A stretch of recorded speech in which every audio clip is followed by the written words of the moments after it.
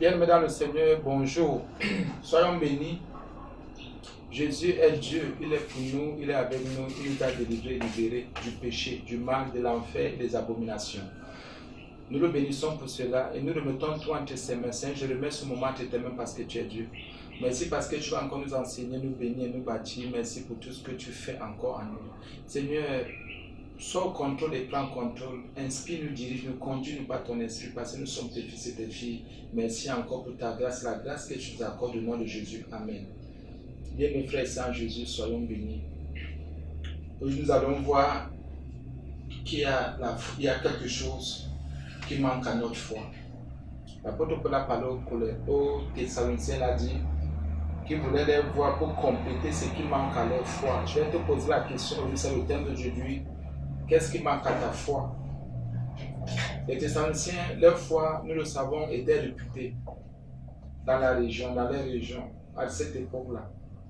Mais l'apôtre Paul dit ici qu'il avait le désir, prier le Seigneur l'Éternel Dieu pour qu'il puisse repartir là-bas pour compléter ce qui manquait à leur foi. Il faut une prise de conscience spirituelle, une prise de conscience faite même pour pouvoir comprendre qu'il y a quelque chose qui manque à notre foi. Il y a quelque chose qui manque à ta foi, il y a quelque chose qui manque à ma foi. Mais c'est en écoutant la voix de l'Esprit qu'on saura qu'il y a quelque chose qui manque à notre foi. C'est en restant à la disposition de la parole de Dieu, c'est en restant soumis, obéissant, qu'on comprendra, qu'on saura. Il y en a aujourd'hui, si on dit à quelqu'un, tu sais, si on n'a pas la foi, il va dire, laisse ça. On dit à quelqu'un d'autre, tu sais, il faut qu'on complète ta foi, qu'on complète ce qui manque à ta foi, à lui. Ça veut dire que parfois la foi est là, la ferme assurance, l'assurance même, c'est-à-dire croire en ce que nous disons, croire en la parole de Dieu. Parfois c'est là, mais il y a quelque chose qui manque. C'est pour cela qu'il n'y a pas la plénitude, parce que ça veut dire que nous avons tout pleinement en Jésus, qui est le chef de toute autorité, de toute domination. La Bible dit que si je crois en ce que je dis, si j'ai la foi comme un grain de s'élever, je crois en ce que je dis. Si je dis à la montagne de se déplacer, elle va se déplacer. Et si la montagne ne se déplace pas encore, ça veut dire qu'il y a quelque chose qui manque à ma foi. Et qu'est-ce qui manque à ma foi? Puisque je prie, j'ai toujours les mêmes choses, je prie. Ça veut dire qu'il y a quelque chose qui manque à ma foi. Et pour cela, il faudrait un enseignement, des enseignements ou une certaine attitude pour compléter ce qui manque à ma foi. Je vais lire Thessaloniciens 3, du verset 10 au verset 13. Mais il y a des versets que je vais prendre le 10 un peu et le 13, parce qu'on va un peu comprendre. C'est que quand on complète ce qui manque à la foi, c'est que ça produit dans nos cœurs et dans nos vies. L'apôtre Paul dit donc qu'il voulait aller à Thessalonique, mais il avait toutes les difficultés. Ce n'était pas facile pour lui. Il était dans les problèmes. Il dit dans 1 Thessaloniciens 3:10, nuit et jour, nous le prions, donc il prie le Seigneur avec une extrême ardeur de nous permettre de vous voir et de compléter ce qui manque à votre foi. Il dit de vous voir et de compléter. Or, si vous lisez à partir de 1 Thessaloniciens, vous allez vous rendre compte que leur foi était très forte à cette époque. Mais Paul dit par le Saint-Esprit qu'il fallait compléter ce qui manquait à leur foi. Pose-toi la question maintenant. Qu'est-ce qui manque à ta foi? Qu'est-ce qui manque à ma foi, Seigneur? C'est à partir de ce que tu es, à partir de ta vie, de ta communion avec Dieu. Il y a quelque chose qui manque à ma foi. Il y a quelque chose qui manque à ta foi. Paul dit, je prie le Seigneur, nous prions Dieu. Vous savez, Paul ne marchait pas toujours seul. Il avait toujours soit un compagnon, soit deux compagnons, il n'était pas seul. Ou trois compagnons, parfois c'était toute une équipe. C'est toi qui dis, nuit et jour, nous le prions avec une extrême ardeur de nous permettre de vous voir et de compléter ce qui manque à votre foi. Voilà une assemblée, voilà des gens qui se rassemblaient, mais il y a quelque chose qui manque à leur foi. On peut se rassembler quelque part et il y a quelque chose qui manque à notre foi collective, parce que la foi peut être collective. Quand vous avez une même vision, vous avez une même façon de faire, vous ne faites pas attention, il y a quelque chose qui va manquer. Si maintenant vous n'avez pas des enseignements qu'il faut, votre foi ne va pas faire des progrès. C'est très important. Nous sommes appelés à progresser, à avancer, à aller de l'avant. Qu'est-ce qui manque à ta foi? Qu'est-ce qui manque à ta foi? Nous allons voir.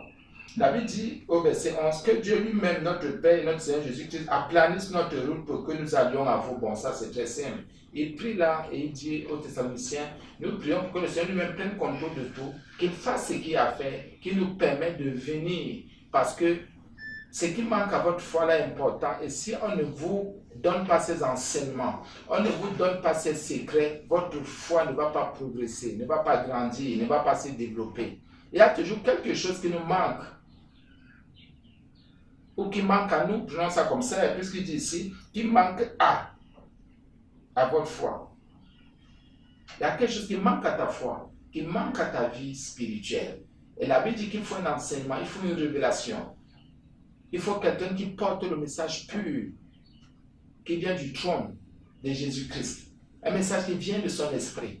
Et les gens ne veulent pas reconnaître aujourd'hui qu'ils sont encore un peu faibles dans leur foi.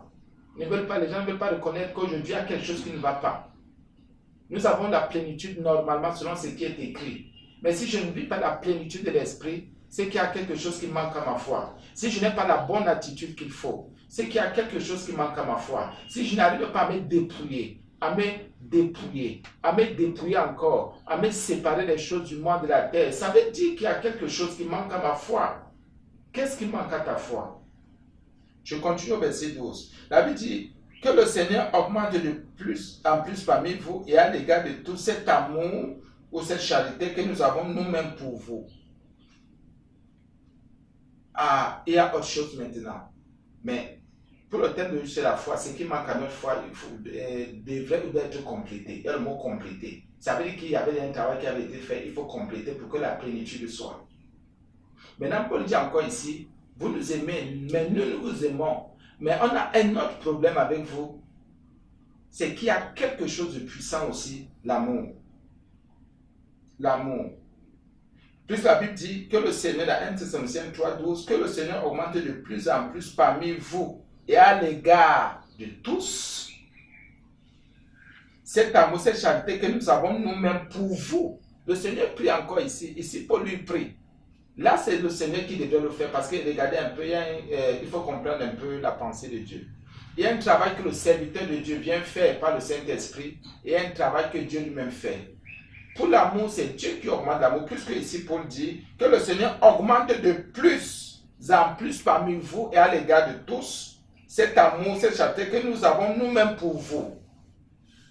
Là, pour l'amour, c'est Dieu qui augmente.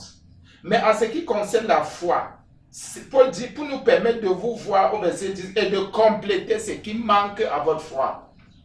Donc ici, là, ce n'est pas le Seigneur qui complète ce qui manque à la foi, mais c'est le serviteur de Dieu qui vient compléter ce qui manque à ta foi. Ce qui manque à ton assurance, ce qui manque à ta fermeté, le Saint-Esprit va remplir le serviteur. Ça, ce n'est pas Dieu qui le fera, c'est-à-dire personnellement, on comprend. Donc, il va utiliser la bouche d'un humain, de quelqu'un qui l'a formé, qui l'a équipé, pour que ta foi soit complétée. Ou pour compléter ce qui manque à ta foi. Par contre, pour que ton amour aille de progrès en progrès, fasse des progrès, c'est l'Éternel lui-même, parce qu'il est le Dieu d'amour. Donc, on comprend que c'est très important. C'est très important ici. C'est à chacun maintenant de voir, pour que l'amour de quelqu'un grandisse ou croisse, tu n'es pas obligé de trop t'impliquer. Ça dit, tu pries et tu pries sans te relâcher autant pour moi, pardon, sans baisser les bras. Quelque chose va se passer. Maintenant, nous allons voir la suite qui est importante, parce que vous avez dit que les versets les plus importants dans 1 Thessaloniciens 3 étaient 10 et 13 pour aujourd'hui. Afin d'affermir vos cœurs. Ah, voilà. La Bible dit, la Bible est claire. Il faut compléter la foi. Il faut compléter ce qui manque à la foi. Il faut que l'amour augmente de plus en plus. La Bible dit le but à atteindre.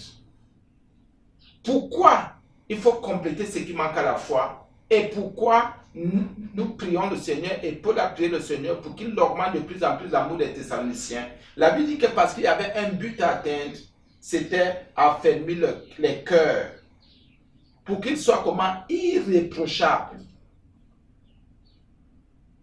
irréprochable.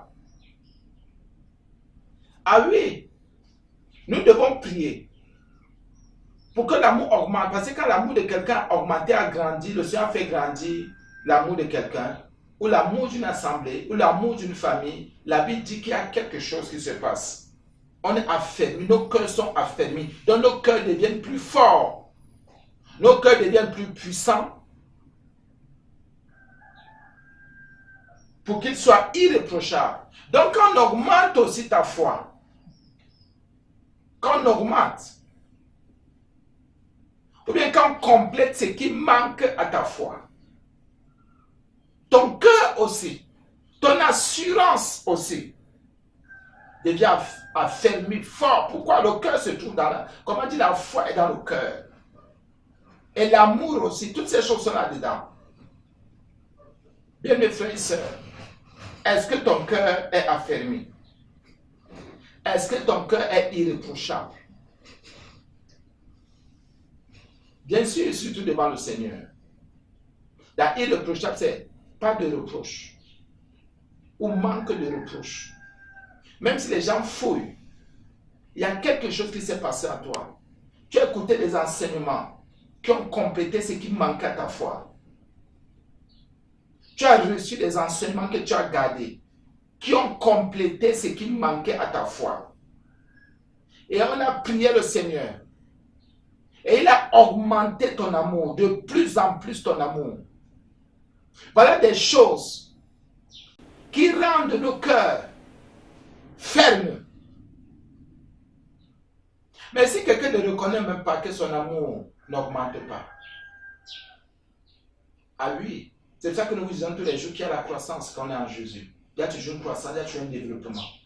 Je ne parle pas ici du développement personnel, parce que ça, ce n'est pas de Dieu. Je parle ici de la croissance spirituelle, du développement spirituel, du développement dans la connaissance de Dieu, du développement dans la sanctification, dans la sainteté, dans la pureté, dans la vérité. Ça veut dire que celui qui mentait, il arrête de mentir, il va maintenant dans la vérité. Il ne quitte pas le mensonge pour la demi-vérité, parce que les demi-vérités n'existent pas dans la parole de Dieu.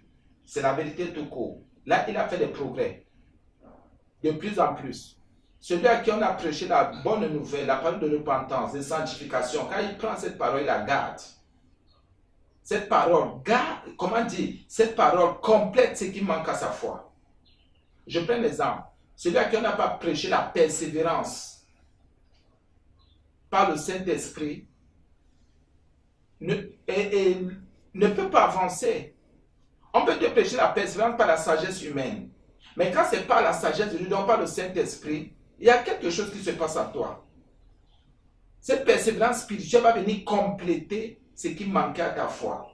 Donc, normalement, chaque enseignement de vérité est conduit par le Saint-Esprit, vient compléter ce qui manque à notre foi. C'est pour ça qu'il faut prendre avec force tous les enseignements de sanctification qu'on nous donne. Écoutez un peu. Nous ne parlons pas ici des choses matérielles, mais des choses spirituelles. Il y a toujours quelque chose qui manque à notre foi. Parce que tant que ton cœur n'est pas affermi, pour qu'il soit irréprochable, c'est qu'il y a quelque chose qui manque à ta foi. Si ton cœur, si le Seigneur, l'Éternel Dieu n'augmente pas de plus en plus ton amour, toi qui pardonnais à moitié, selon tes dires, si tu n'arrives pas à pardonner à 100%, ça veut dire que ton amour n'a pas augmenté, n'a pas grandi. Celui qui n'arrivait pas à supporter, et s'il supporte déjà aujourd'hui, son amour a grandi. Ou bien ceux qui supportaient seulement les gens de leur famille et n'arrivaient pas à supporter les inconnus, oh bien aimé, et maintenant, s'ils supportent le fond, ça veut dire que l'amour a grandi, dans leur cœur sont en train d'être affermis pour qu'ils soient irréprochables. C'est pour ça qu'on prend l'exemple de l'église. Le Seigneur nous a tirés d'un peu partout. C'est pour ça que ceux qui prient à la maison sont, pardonnez-moi, vous priez, vous avez une intimité avec Dieu, mais vous êtes perdus. Écoutez, je comprends, je sais ce que j'ai dit, vous êtes perdus. Pourquoi? Parce que tu es peut-être avec ta femme, ton enfant ou ta femme et tes enfants, vous priez seulement à la maison. Vous n'expérimentez pas la vie communautaire, la vie de l'église et à l'église, avec les frères. Comment saurez-vous que votre amour est en train de grandir? Même si vous travaillez quelque part, ce n'est pas ça. C'est peut-être pour la plupart des païens, des incrédules. Mais allez aussi dans une assemblée là votre amour sera mis à l'épreuve. Là, votre foi sera mise à l'épreuve. Et là, c'est à partir de là que vous saurez que voici ce qui manque à ma foi. Et l'enseignement viendra compléter ce qui manque à ta foi. Peut-être le jour qu'on va enseigner sur la foi. Peut-être le jour qu'on va enseigner sur l'amour. Donc, quand tu viens à l'église, d'un cadre où les gens sont peut-être à 80, même si à 30% dans la foi en Jésus, espèrent en lui. Bien, mes frères et sœurs, les épreuves seront plus rudes, plus difficiles. Et là, tu sauras que ton amour est en train de grandir. Mais si tu restes chez toi, tu ne peux pas dire que ton amour grandit. Parce qu'il faut parfois aussi trouver des gens d'autres tribus, d'autres races, voir comment ces gens pensent différemment. Et que ces gens vont te dire, moi j'ai abandonné, dans ma famille c'est comme ça, dans mes coutumes c'est comme ça. Voilà. Mais aujourd'hui, parce que j'ai reçu un enseignement, mon amour a grandi, a augmenté pour que mon cœur soit affermi. Aujourd'hui, mon cœur est devenu fort pour qu'il soit irréprochable. Parce que j'ai reçu des enseignements qui ont enfermé mon amour, qui ont rendu mon amour plus fort. Ah oui, il y a des enseignements qui rendent ton amour plus fort. Un enseignement ne vient pas me rendre faible. Peut-être rendre ma chair plus faible, là on est d'accord. Un enseignement peut venir rendre ma chair plus faible. Un enseignement peut venir me dépouiller pour que je me dépouille des choses de la terre et du monde. Un enseignement peut venir me fortifier. Fortifier mon amour, fortifier ma foi, fortifier mon cœur pour qu'il soit irréprochable. Bien, mes frères et sœurs en Jésus. C'est ça que nous disons aux gens, même là où vous êtes, cherchez dans des assemblées de vie et de vérité, ne restez pas chez vous. Ce n'est pas un conseil qu'on donne aux gens, ne restez pas chez vous. Ce n'est pas bon de rester chez vous. Allez au milieu des enfants de Dieu, allez dans la présence et en présence de l'Éternel et allez vivre la vie de Dieu. Allez là-bas pour expérimenter, pour être éprouvé.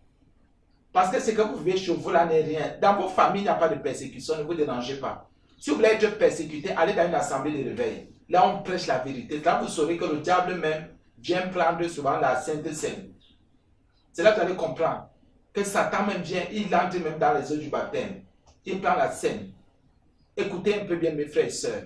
La Bible est claire. Paul dit, je viens chez vous. Et nous prions le Seigneur pour cela. Pour venir. Parce qu'il y a un travail encore spirituel à faire dans vos vies. Ne dis pas que tu es arrivé. Moi, je ne dirai jamais un jour que je suis arrivé. Je ne dirai jamais un jour que j'ai tout compris. Je ne dirai jamais un jour que Dieu m'a tout montré. Je ne le dirai jamais jusqu'à ce que Jésus revienne. Je ne le dirai jamais parce que je sais que je suis encore faible. Je suis encore limité. Et mon Dieu, encore par sa grâce, par sa pure grâce, je le sais, mon Dieu va encore faire quelque chose à mon âme. Parce qu'il voudrait que je sois sauvé. Il sait qu'il y a encore quelque chose qui manque à ma foi. Et il veut compléter ce qui manque à ma foi. Dieu sait que mon amour n'est pas encore parfait. C'est vrai qu'il a répandu son propre amour dans mon cœur par le Saint-Esprit. Mais s'il y a des choses que je fais encore, ça veut dire qu'il n'y a pas le mot de plus en plus. Ça veut dire que ce plus en plus n'est pas encore dans mon esprit inscrit en moi. Bien mes frères et sœurs en Jésus. À ce temps que nous avons besoin de progresser d'abord dans les choses spirituelles. Nous avons besoin de grandir. Nous avons besoin d'avancer. C'est pour ça que la Bible dit ici qu'il faut affermir nos cœurs dans 1 Thessaloniciens 3:13 pour qu'ils soient irréprochables dans la sainteté, à l'intérieur de la sainteté, dans la sainteté devant Dieu notre Père, lors de l'avènement de notre Seigneur Sauveur Jésus-Christ, notre Seigneur Jésus-Christ, avec tous les saints. Regardez comment on prend tout un grand, comment dire ça, on prend même aussi de la fin ici. Puisqu'on parle de l'avènement. Tous les cœurs qui ne seront pas affermis iront en enfer. Laisse que l'amour affermisse ton cœur. Laisse que la foi affermisse ton cœur.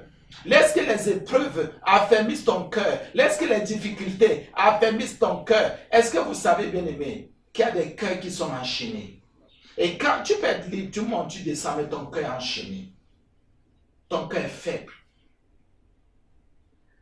Un cœur qui n'aime pas, qui n'a pas un amour croissant, un amour qui grandit, est un cœur enchaîné, est un cœur esclave, est un cœur qui n'est pas libre. C'est un cœur qui est oppressé, opprimé par les démons. Dans le cœur, la Bible est claire ici, affermi dans un cœur fort. Quelles que soient les situations, quels que soient les événements, ton cœur reste debout. C'est ça, affermi. Et la Bible nous dit ici qu'il y a quelque chose qui manque à notre foi. Il y a quelque chose qui manque. Peut-être la sanctification, bien c'est quelque chose qu'on ne veut pas abandonner. Peut-être qu'on ne prie pas assez ou suffisamment. Peut-être qu'on ne fait pas trop confiance au Seigneur. Moi, on préfère plus se faire confiance à soi-même. Bien-aimés frères sans Jésus. La Bible nous dit, afin d'avoir vos cœurs, afin d'affermir vos cœurs, ton cœur est-il affermi?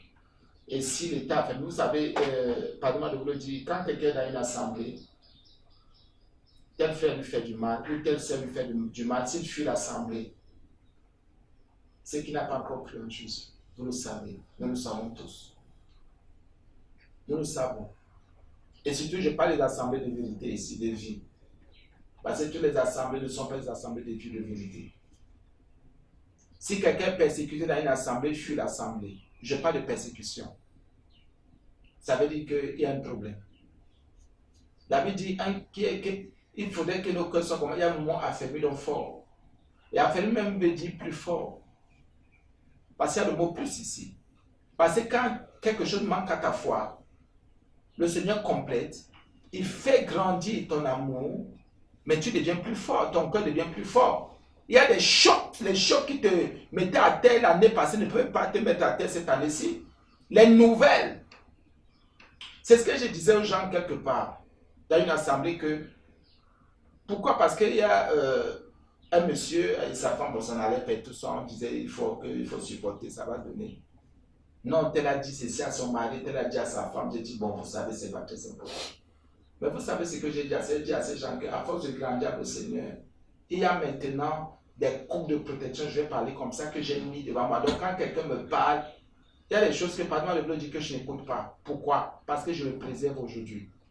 C'est que je ne pouvais pas faire il y a de cela 2 ans ou 3 ans. Donc maintenant, je sais déjà préserver ma vie, préserver ma foi et préserver mon cœur. Il y a des choses qui ne peuvent plus me bousculer. Et c'est vrai pourquoi? Parce que le Seigneur est en train de travailler, il est à l'œuvre. Donc, vous pouvez me donner une nouvelle l'année passée ou passée, une nouvelle qui me fait mal dormir. Mais aujourd'hui, c'est plus possible. Pourquoi? Parce que le Seigneur m'a fortifié. Quelles que soient les choses, les gens m'ont dit que peut-être je suis devenu insensible, mais non. C'est que dès que je suis en face de quelqu'un, il y a un mur que j'établis déjà pour dire, quel que soit ce que cette personne va dire, je ne peux plus te bousculer. Même si on dit du mal de moi, du bien, avant qu'on pouvait dire que non, avant on disait du mal de moi, on disait des choses bien, mais je vous donne une expérience personnelle aussi. Ça me bousculait. J'étais très faible, je ne comprenais pas ces choses-là. Je disais, mais Seigneur, tu m'appelais, est-ce que c'est comme ça? Mais pardonne-moi de vous le dire aujourd'hui. Même si on dit que je fais n'importe quoi, ça ne peut plus me déranger.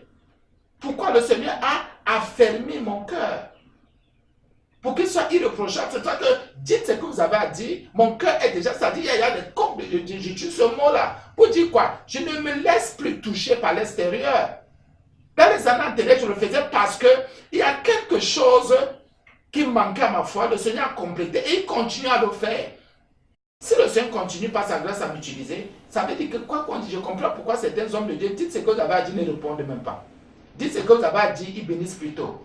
Dites ce que vous avez... Pourquoi? Parce qu'à un moment donné, quand ton cœur est déjà affermi, donc plus fort, même il y a certaines flèches enflammées du diable qui ne te touchent pas. Voilà ce que le Seigneur voudrait. Pourquoi? Parce que quand ton cœur est plus fort, même les petites choses du quartier ne te disent plus rien. Pourquoi? Il y a quelque chose, la Bible dit ici, que c'est pour que ce soit irréprochable. Irréprochable.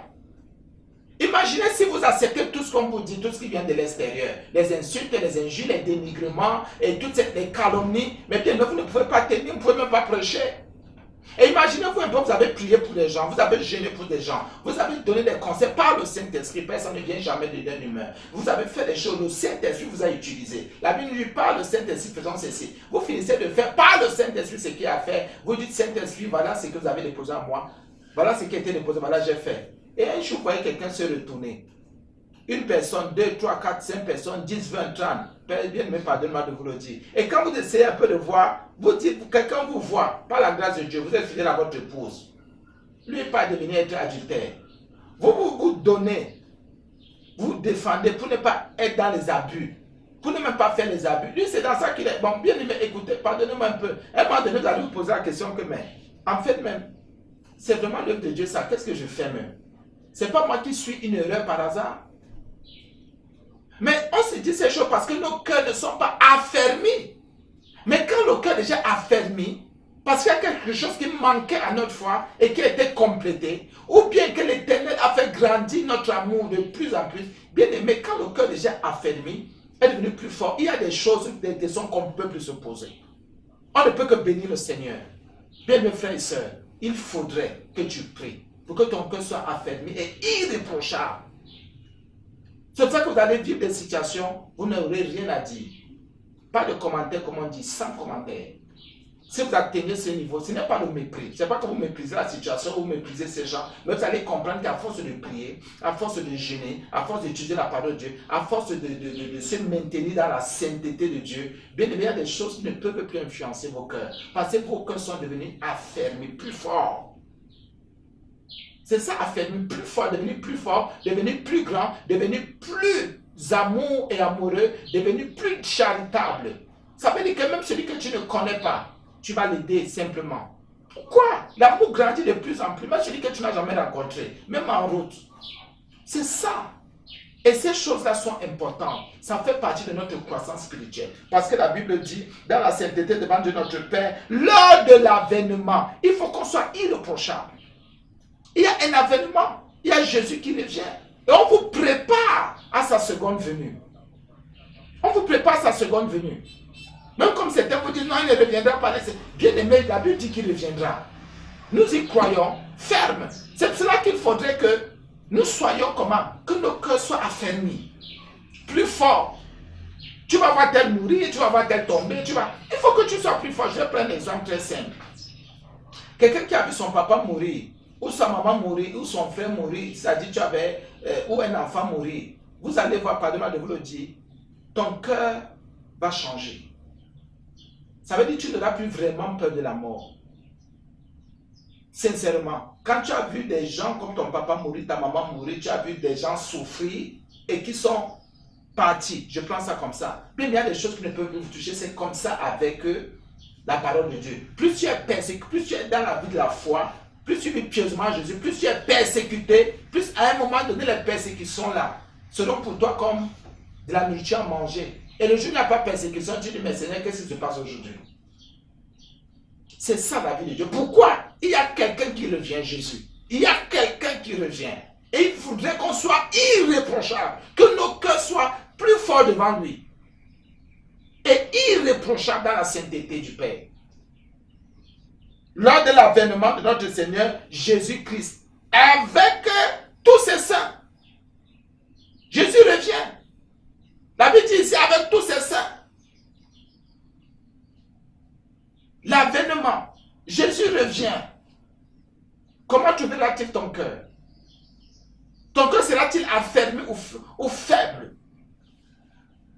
Ton cœur sera-t-il un cœur triste? Un cœur meurtri par le péché? Un cœur meurtri par les abominations du monde? Ton cœur sera-t-il affermi plutôt par le mal? Affermi par la haine? Par quoi est-ce que ton cœur sera affermi si Jésus revient? Par quoi ton cœur sera affermi? Est-ce par l'amour qui doit grandir? Ou parce que c'est ton cœur sera affermi parce qu'il manque à ta foi? Ou bien par une foi complète? Parce que la foi aussi doit atteindre ses objectifs. Parce que la foi a des objectifs à atteindre. Si ces objectifs ne sont pas atteints, ta foi, ton cœur ne sera pas affermi. Il faut qu'il soit affermi. Parce qu'il y a quelqu'un qui revient. Il y a Jésus qui revient. Préparons-nous à la rencontre de notre Dieu. Préparons-nous à l'avènement de notre Seigneur Sauveur Jésus-Christ avec tous ses saints. Prépare-toi tous les jours. Pose-toi cette question. Mon cœur est-il prêt? Mon cœur est-il encore esclave? Et en fait même, qu'est-ce qui a affermi mon cœur en ce moment? Qu'est-ce qui rend mon cœur plus fort? Est-ce l'orgueil?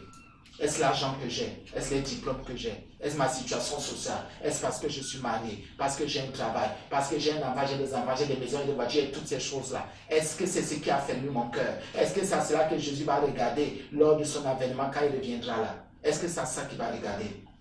Et si j'ai toutes ces choses matérielles et que l'amour, mon amour n'est pas dans la croissance et que ma foi encore Il y a encore des choses qui manquent à ma foi, il faut compléter. Bien, mes frères et sœurs, nous le savons déjà, Jésus revient bientôt. Nous devons nous préparer. Et sérieusement, sans jouer, sans blaguer. Que la paix de Dieu nous accompagne ce matin. Que l'autorité du Saint-Esprit nous dirige encore. Que la pensée éternelle de son être vienne habiter dedans de nous. Que la vie de sanctification, de sainteté, de pureté soit notre partage. Que nos cœurs soient fermés. Pour qu'ils soient irréprochables dans la sainteté de notre Père, de notre Dieu le Père, lors de l'avènement du Seigneur Jésus-Christ avec tous ses saints. Merci Seigneur pour ce moment, tu nous as bénis, je crois en cela. Merci parce que tu nous as encore donné un message qui complète ce qui manque à notre foi. Et ce message va permettre à notre amour de grandir, d'augmenter de plus en plus. Merci Jésus pour tout le peuple de Dieu. Merci Jésus pour la grâce que tu nous as accordée ce matin. J'ai prié Père, moi je sais que tu es exaucé. Au nom de Jésus, Amen.